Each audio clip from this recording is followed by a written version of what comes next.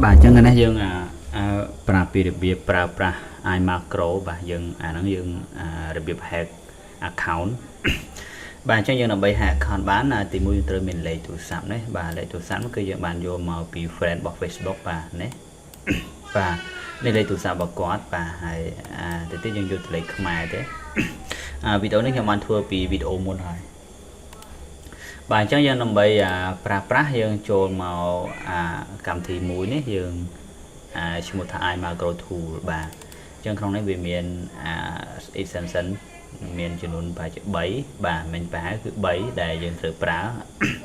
បាទហើយកម្មវិធីមួយទៀតគឺ convert លេខទូរស័ព្ទនោះដើម្បីដាក់នៅក្នុង iMacro បាទ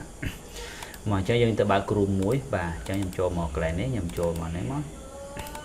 បាទអញ្ចឹងខ្ញុំបើក group នេះមួយមក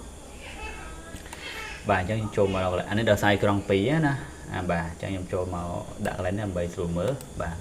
តមកយើងចូលមកយើងបើក Facebook សាកមើលសិន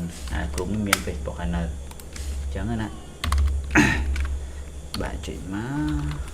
ក enter អត់មានទេបាទអញ្ចឹងយើងចូលមកកន្លែងនេះដើម្បី add extension ចូលបាទ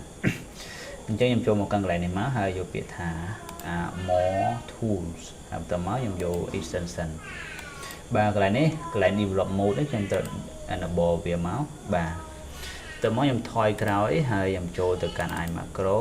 បាទខ្ញុំដាក់ auto តិចមកស្រួលយ៉ាងមើលបាទតមកទី1យើងត្រូវប្រើ tool នេះខ្ញុំទៅចូលបាទតមកខ្ញុំខ្ញុំប្រើ tool នេះបាទឥឡូវយើងប្រើតែ2សិនខ្វែងចេញទៅបាទតមកយើង add tool 2នេះឡើងលើនេះ tool នេះណាបាទអញ្ចឹង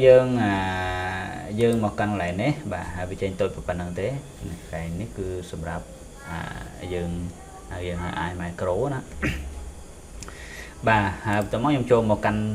កម្មវិធីនេះដើម្បីខ្ញុំ convert លេខទូរស័ព្ទបាទអញ្ចឹងតមកខ្ញុំចូលមកក្នុងនេះខ្ញុំទាញតែទូរស័ព្ទខ្មែរទេនេះបាទខ្ញុំcontrol F ចូលមកឬក៏ខ្ញុំវាយពាក្យនេះក៏បានដែរបាទ Alt Enter ដើម្បីខ្ញុំធ្វើទាំងអស់តមកខ្ញុំ control Shift N ខ្ញុំថយក្រោយមួយហើយខ្ញុំ copy បាទតមកខ្ញុំចូលកន្លែង file ហើយយកពាក្យ new ហើយខ្ញុំ copy ផាសចូលកន្លែងនេះបាទអានេះគឺសិតតែលេខទូរស័ព្ទយើងស្រង់តែចេះលេខទូរស័ព្ទខ្មែរបាទហើយលេខទូរស័ព្ទថៃក៏យើងអាចស្រង់បានដូចគ្នាអញ្ចឹងចូលឥឡូវខ្ញុំឧទាហរណ៍ថា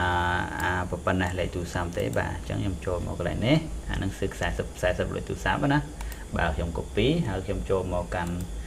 កម្មវិធីនេះខ្ញុំលុបអានេះចាស់ចោលបាទទៅមកខ្ញុំផាសឲ្យចូលបាទអញ្ចឹងបន្ទាប់ពីយើងផាសចូលហើយបាទអញ្ចឹងយើងចុចកន្លែងនេះដើម្បីយើ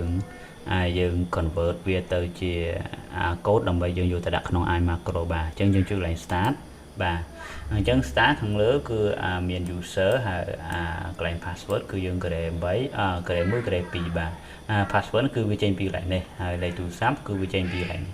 លេខទូរស័ព្ទ user នោះគឺវាចេញពីកន្លែងនេះបាទនេះបាទលេខទូរស័ព្ទយើងបាទនេះហើយបន្តមកនេះ password បាទនេះ